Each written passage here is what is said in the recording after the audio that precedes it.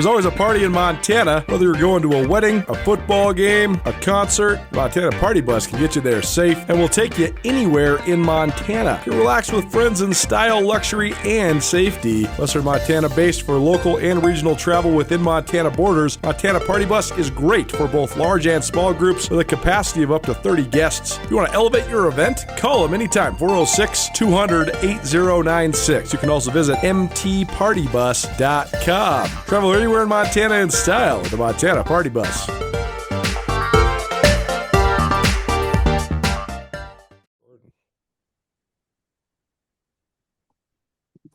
time to go across the sidelines where we preview upcoming opponents for both Montana State. Bobcats, one of the biggest games in recent history in Bobcat Stadium, especially for the regular season.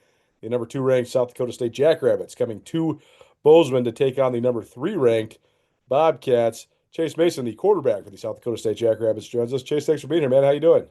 Yeah, doing good. How about you? Good. First of all, take us through last week. Very impressive effort. I thought your defense played unbelievable. Offense played pretty well too, but just take me through the 20-3 win over Sac State. What'd you like from what you saw of your team? Yeah, I mean, it's just exciting to be out. You go through all fall camp beating up on each other, and you're kind of just ready to get out and play someone else.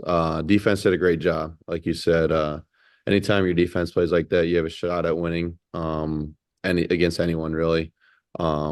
And the offense clicked. There's just things that we need to clean up here and there in the red zone. You can't turn the ball over in the red zone. You can't fumble, things like that. And but there's a lot of things to learn from too as well. So I feel like we're in a great spot this week with our offense and guys learning from last week, which is good.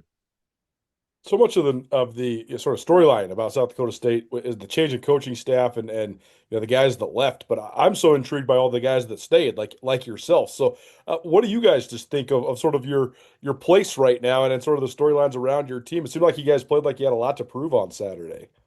Yeah, I mean, the guys that have played have been kind of just waiting for their opportunity, Right. and waiting behind other guys, with guys staying with their COVID year and things like that the last couple of years. So they've waited and they've watched a lot of football and learned a lot from those guys as well. Same thing with me and Mark.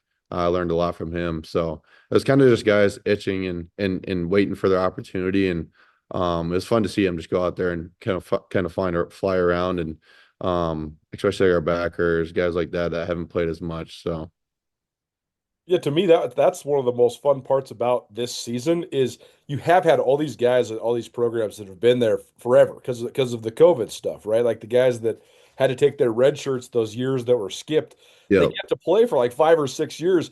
So then everybody that's talking about this stuff is saying, well, what are they going to do without this guy? He was a 4-year starter. What are they going to do without this guy? But it's like, well, there's all these other guys that have been sort of waiting their turn, and that seems like it's true at so many different programs. So it seems like it's kind of like a turning of the page for FCS football.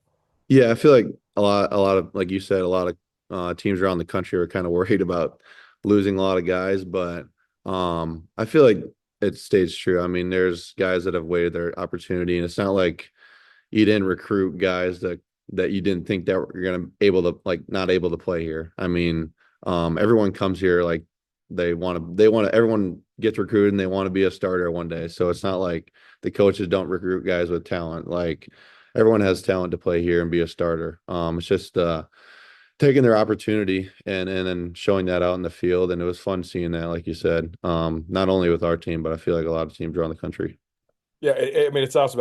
That's the thing I've been trying to remind people all the time on this show is that, it's not like South Dakota State quit recruiting, right? Like you guys have recruited good players. They just have had to wait their turn a little bit, including yourself. Join Town Pump's Pump It Up Rewards Plus program and never pay full price for fuel again. Save 5 cents on every gallon every day at any Town Pump across Montana. Plus, earn and redeem points on your favorite in-store items to get free stuff with our clubs. Stop in and pick up a rewards card. Download the Pump It Up Rewards Plus app today. Or visit townpump.com/rewards to register and start saving.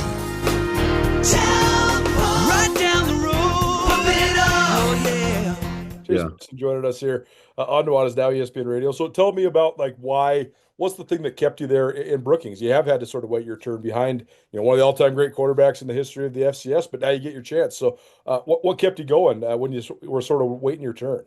I mean, I'm a South Dakota kid. Brookings has always been a special spot for me. So really, when it came down to it, I was like, couldn't see myself really going anywhere else in the country. What makes Brookings and SDSU special is the people, the guys in the locker room, and in the community here. There's always going to be great coaches that want to come coach here. So we just had to trust in our athletic administration to getting guys here. And I think they did a phenomenal job with the coaching staff. They got guys that have been here before and some guys that haven't that brought in some taste of where they've been. But we did a great job with our recruiting. When guys left, we found some guys that come in here and bought into the culture, which was the biggest thing. The coaching transition. I know Coach Jackson because of when he was at Idaho, and Yeah. I at least remember him when he was at South Dakota State too. Um, it seems like it's not that big of a difference, right? I mean, I know everybody has their own distinct personalities, but just watching you guys defensively, especially, it looks like it's pretty much pretty similar. So, how would you just describe how it's gone under Coach Jackson, and how would you just describe his coaching style?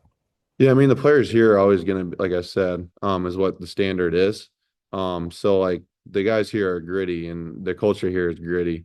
So the defense is I mean, the coaches are gonna coach how they want, but the players are what makes this place special. And Coach Jackson and Coach Bergstrom has done a great job with the defensive side of the ball. Dan Jackson has done a great job with the culture here and making things way more personable. Like you can go and talk to him whenever you want. And he's just a great head coach with just leading the players. It's not always about football with him. It's about our lives and how we are as people. When it comes to then preparing for this Montana State game, I looked this up the other day. These two teams have played, I think, 6 times in the last 8 years, but this is the first time two teams have played that have both been ranked in the top three in the country in Bozeman since 1984. So, I mean, there's been a ton of times when South Dakota State's ranked Yeah. high, Montana State's ranked high, Montana has come to Bozeman, obviously, ranked high before too. But I mean, just the magnitude of the matchup. I know it's early season; the rankings don't mean much until the end of the year. But just the fact that this is going to be the national game of the week in the FCS, probably the second week in a row for you guys. How do you feel about that? I mean, yeah, like you said, like we've met so many times, but I feel like just us being ranked one and or two and three, uh, this game's gonna be close no matter what. If we were ranked two and they're ranked 10, or if we were ranked 15 and they're ranked five, I feel like it's just gonna be close whenever we play. Just because the programs have such a high standard and we always like to compete against the highest level. I feel like both sides of it, Montana State, they want to play against the best, and we want to play against the best. So I feel like it just brings the best out of the competitors that each team recruits. I mean, the high level players want to play against the highest level. So Chase Mason joining us here on Nuanez Now, ESPN Radio, as well as the Big Sky Breakdown Podcast Network. Just looking at this current version of Montana State, what'd you take from watching the film at Oregon? I mean, they fly around. Oregon, it was a really good team, but still, they showed a lot of athleticism. Their D line is special. They got a lot of guys coming back on that side. Their back end is young, but they're athletic and they fly around. So I'm excited to see where we are when we stack up against them once we go on Saturday. Do you have any memories of the game 2 years ago when you guys played in Brookings? When it was freezing, Yeah, no, that's I not, guess that was 3 years ago. That freezing, that was 3 years ago. yeah, I mean, the Yeah, regular yeah, season one when they went up 10-0, but then you guys came yeah, yeah, back. Gronowski had that sweet back shoulder throw, and then they had the almost touchdown, and it wasn't a yeah. touchdown. You guys won by like 4. That game was like something out of a movie It almost. was. It was because it was like our blackout game it was a night game and the atmosphere was insane in Brookings and yeah, like it was something out of a movie and it was awesome just to experience that.